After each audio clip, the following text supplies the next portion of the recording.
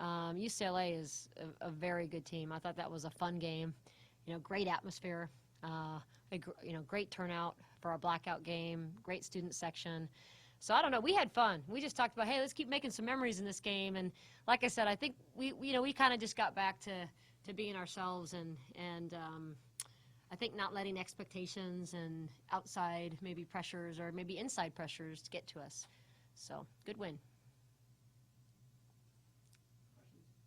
Kay said she wasn't necessarily looking to shoot right from the start of the game, but it sort of looked that way. I mean, did she seem? She's been getting in the gym. That's what players do, when they're a little off. We had a great talk early in the week, and it's like, listen, you're a great player because you work your butt off, and the only thing you need to do to get yourself going is just work harder. And it wasn't just on her shooting. It was on other aspects of her game.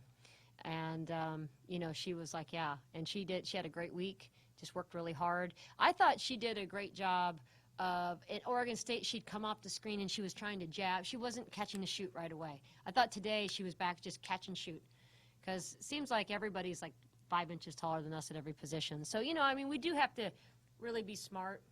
And I thought she might have had one of her best offensive games of the year in terms of reading. She read the bad closeout well, took her pull-up shot. I thought she didn't take one bad shot. As a starter scorer, sometimes one shot, like she'll take some crazy runner or something. But I thought she was just really locked in, saw the defense well. When the shot was there, she took it. When it wasn't there, she was able to beat her player, clear some space. Her mid-range game looked great. So, and then I just have to say Lily Davis. She just, the toughness in a game that was that hard fought and fast, because we're not used to playing that many minutes, but she was just so good, and she just said, I'm fine. She would not let me take her out. I'm good, coach. And to have someone, a senior like that, your leader, just be that tough and fit, in a game like that is pretty awesome. And the way she was getting to the basket beginning of the fourth quarter, you go from 2 to 10, just like that. Yeah, she just, it's something that I hope we can build on down the stretch of the season, because I think when we kind of get muddled down in our plays and people are taking things away, we probably need to just spread the floor more and let Lily create, because, if they had maybe helped in a little bit better, she is fantastic at finding the open player. So, and we actually talked about it going in this game, hey, based on our last game and how ineffective we were running anything, okay, maybe just spread the floor, create a little bit. And when we ran our first high double ball set and they really struggled to defend it and there was lanes everywhere, we were like, okay, we're staying in this. And she just did a great job reading and attacking and playing vertical. Layup that Hinton got off the timeout with 20 seconds left, was that something you called there, or how did that end up being so open there?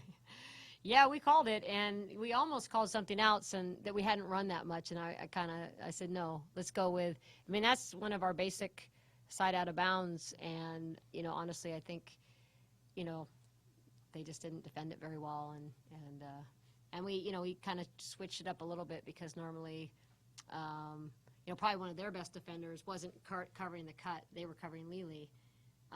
So we had other people to cut over, and, we put Lily, our best passer, in to be able to make the pass, which was key, I thought. So. What do you think it says about your team's defense that they held the #1 scoring team in the Pac-12 to such a low shooting percentage in that first half? Did we? Yeah, 31%. Good. I don't know. I keep looking at 27 points in the third quarter, and I'm cringing. But yeah, I was happy with our defense after the first half. To hold them, and I knew they were going to come out super strong and just push their transition game. We talked about it, but we still didn't do a very good job on it. But I think we regrouped, and at fourth quarter we're like, okay, bottom line, we just get our defense set early, game over, and I thought we did. Did a really good job of that in the fourth quarter. We held them to 12.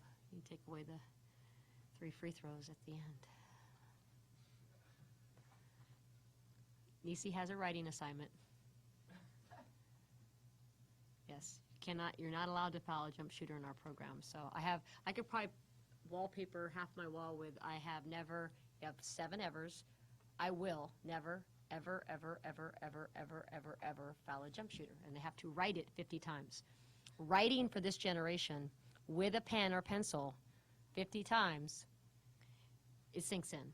So, but I thought NEC did a great job on Fields, you know, and you know, really our perimeter game, I mean, they had their hands full, and our starting guards could not be happier with them. And she said, watch the tape, Charlie. I didn't touch her, you know, but it's like, hey, if they call it, you still have to write it. USC,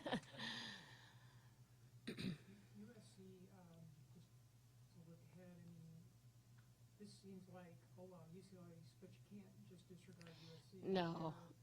You look at their RPI, you look at, you know, they're right there, and they beat UCLA one time. So. Right. No, exactly. And they've played everybody tough. You know, they've played Oregon State, and I mean, they've been in every game. You know, they may have dropped a few, but they've also beaten some great teams. They're, you know, I actually just checked out the box coming in, and they don't have Barrett and Adams playing in Tucson right now. So I think that they're still out. They were 14-2 with them. So, you know, that's a big loss that those two are not playing with them right now. Two of their, I think they're both senior guards, and they were playing really well. So they're still very talented. They just don't have the same depth. So, you know, they've got the fifth-year transfer from Harvard. They've got the UConn transfer, and those two are playing exceptionally well with about 4 other players that are, you know, top players, all that can score. And they may be the better defensive team of the two, although I thought UCLA's defense obviously bothered us tonight. But SC, I mean, you know, Cooper, yeah, I mean, they get after it. I mean, they're a tough team. I think they're going to defend really well, and they're a tough guard. You know, they've got like just good scores. They can score every which way. So similar to UCLA, and they play fast. You know, going to be another game where transition defense is going to be key, rebounding is going to be key. But yes, Jeff, they're right there in terms of the NCAA, being an NCAA team right now. I mean, I'm on the advisory committee, so I know everybody, who they probably better than anybody, just because I need to speak to the teams in our conference, and they should be an NCAA team. They just got to hold on. You know, they got to continue to make adjustments if they don't get those players back. But they've done it. I mean, they've been playing very well.